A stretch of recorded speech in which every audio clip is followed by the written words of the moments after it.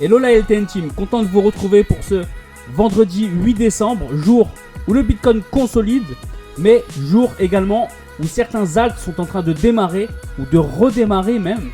On va aller voir ça sur les graphiques, on va également passer un peu sur les news, mais tout de suite, on lance le générique.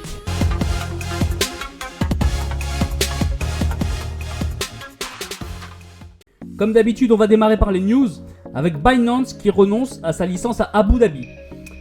Alors bien sûr, on se rappelle que Binance voulait conquérir un peu le monde avec des expansions sur tous les continents, notamment l'Europe, mais une demande avait été déposée à Abu Dhabi récemment, mais bien sûr, c'était avant la chute de ces aides. Et bien Binance vient de retirer cette demande. Bon, bien sûr, on peut le comprendre facilement, nouveau PDG, donc nouvelle stratégie mise en place, surtout qu'ils vont vraiment axer sur la régulation. Donc, une licence simplement plus nécessaire. Ça confirme vraiment cette partie réglementaire et ce restructuration de la vision de la société. En parlant de Binance CZ, qui est obligé de rester aux États-Unis jusqu'à son procès parce qu'il y a un risque qu'ils ne reviennent jamais aux États-Unis d'après eux, suite à ces richesses énormes. Alors bien sûr, on le sait, c'est pas un secret. On sait très bien qu'il s'est enrichi fortement depuis qu'il a ouvert Binance. Et là, il est bloqué aux États-Unis. Alors vous savez, ça me fait penser au joueur de foot Daniel Alves, pareil, qui a un procès en cours et qui est bloqué en prison en Espagne parce qu'ils avaient peur qu'il s'enfuit au Brésil et qu'il n'y avait pas de traité d'extradition. Et bien là, c'est exactement la même histoire. Il réside aux Émirats Arabes Unis et ils n'ont pas d'extradition avec les États-Unis. Donc ils ont peur qu'il parte rejoindre sa famille et qu'il ne revienne jamais et puis qu'il ne puisse pas l'atteindre. On enchaîne avec Rebook qui rejoint le Metaverse comme ses concurrents Nike et Adidas. Alors je trouve que c'est une très bonne nouvelle parce que le Metaverse, il y a eu une énorme hype en 2021. Vraiment énorme, et depuis ça a disparu parce que tout le monde ne parle que d'intelligence artificielle. Je pense que ça va revenir à la mode de la même manière que le gaming, mais c'est vrai que le Metaverse, c'est vraiment un terme à la mode qui a complètement disparu, et je trouve que c'est bien de voir ce genre de partenariat qui va se lancer en 2024 avec ce qu'ils appellent le Futureverse. Enfin, on va terminer par le Chainlink qui est victime de son succès. Alors aussi bien côté graphique, côté fondamental. On l'a vu côté graphique et on va le voir juste après que la performance a été belle. Mais là, on peut voir que le stacking dans sa deuxième version, plus de 40 millions de links ont été stackés en quelques heures. C'est vraiment incroyable. Vous pouvez le voir ici. On est dans la pool. Il y avait 40 875 000 places entre guillemets. Tout a été mis en quelques heures seulement. Donc, c'est vraiment quelque chose qui est victime de son succès. Bon, ça me fait rappeler aussi, ça me fait penser à l'Ethereum, pareil, qui avait connu un énorme succès lorsque le stacking avait été mis en place. Bah, Link, c'est pareil. C'est vraiment, c'est rempli extrêmement vite. Donc c'est très bien. Ça montre encore une fois que ce projet est très soutenu, que la communauté est derrière, suit les news, et je trouve que c'est une bonne chose. Ce projet, ça fait partie facile de notre top 5 pour le prochain bull run. On va passer maintenant sur les graphiques avec le Bitcoin. Donc on le voit, j'avais cette fameuse zone avec la bougie et l'imbalance à venir combler. Le Bitcoin cette semaine a fait son incursion dans cette zone. Il est en train de monter tout doucement. La zone que je vis, c'est ce haut là, ce top qu'on avait laissé en 2022. Je pense que dès qu'on va venir ici chercher la liquidité qui avait été laissée ici, c'est pas impossible qu'après il se retourne, que ce soit un petit peu la zone visée.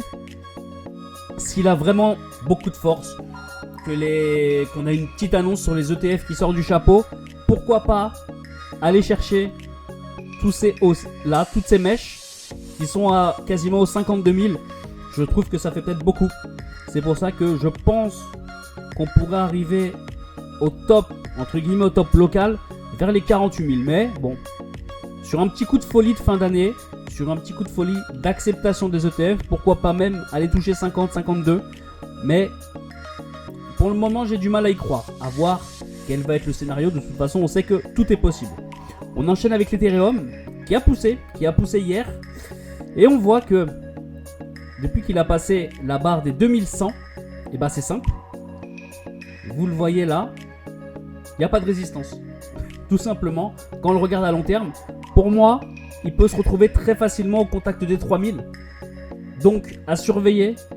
Mais s'il se met à pousser, qu'il prend le relais du Bitcoin, et bah ça pourrait lancer le cycle habituel Bitcoin, Ethereum et les altcoins.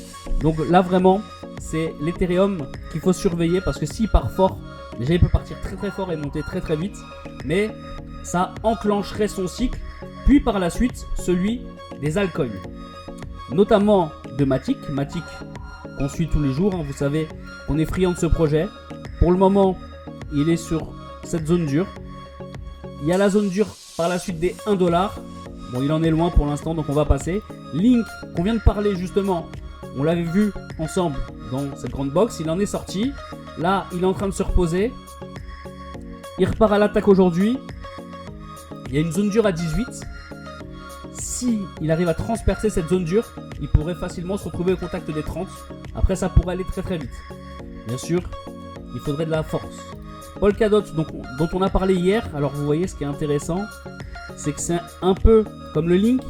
Il avait sa consolidation, cette grande box, et là il vient de casser vers le haut. Alors il y a encore un peu de résistance par le haut qui va arriver, mais si il a de la force et qu'il peut percer, il pourrait lui aussi faire une belle performance. Néanmoins, pour le moment, c'est pas encore le cas. On a également le Solana qui continue à pousser. Il pousse, lui c'est pareil. Vous voyez cette grande chute là? Eh bien, il pourrait la reprendre dans le sens inverse, notamment ici, mais bon, pour remonter jusqu'à 100, il y a quand même de la route, parce que quoi qu'il arrive, on va passer à la barre psychologique des 100 qui sera très très dur à passer, mais après par la suite, lui aussi s'il a de la force, ça pourrait aller très très vite, et il est extrêmement soutenu. On va regarder le total des cryptos pour voir que ça pousse. 1, 2, 3, 4, 5, 6, 7, 8e semaine dans le vert. Ça serait beau qu'on passe la barre des 10. Mais tant mieux, tant que ça pousse, c'est pas mal. Le total 2, donc en excluant le Bitcoin, on voit que lui il continue pareil. Sous l'impulsion de l'Ethereum d'hier, mais toujours des grosses altes. Certains gros dossiers qui poussent fort. Mais ce qui m'intéresse vraiment, c'est le total 3. Vous voyez, hop, si on zoome un petit peu plus. Il est en train de passer cette grande barre, ce grand cluster, ou cette grande résistance plutôt. Et si il transperce fort, même chose, vous voyez, cette grande bougie, cette grande impulsion là. Si l'Ethereum part et que ça déclenche une halte saison par la suite, à mon avis, ça peut devenir très vite n'importe quoi et on peut avoir une énorme poussée. De mon scénario, je pense que le Bitcoin va retracer, n'ira pas plus haut que 48, que l'Ethereum n'ira pas plus haut que 2008, 3000 et encore. Donc je ne vois pas les autres alts partir fort maintenant. À mon avis, ça va retracer. Et lorsqu'on aura vraiment le bull run en 2024, fin 2024 plutôt, là on aura une vraie alt season. Et à mon avis, c'est à ce moment-là que ça va exploser. Et vous pouvez aller sur notre compte X. Vous allez voir un post aujourd'hui qui vous montre une target d'où pourrait monter le total 3 au plus haut lors du prochain cycle. Ça sera tout pour aujourd'hui l'équipe. Je vous donne rendez-vous demain avec 20. Et pour ma part, je vous retrouve dimanche, aussi bien pour un format long que pour un crypto café. Ciao!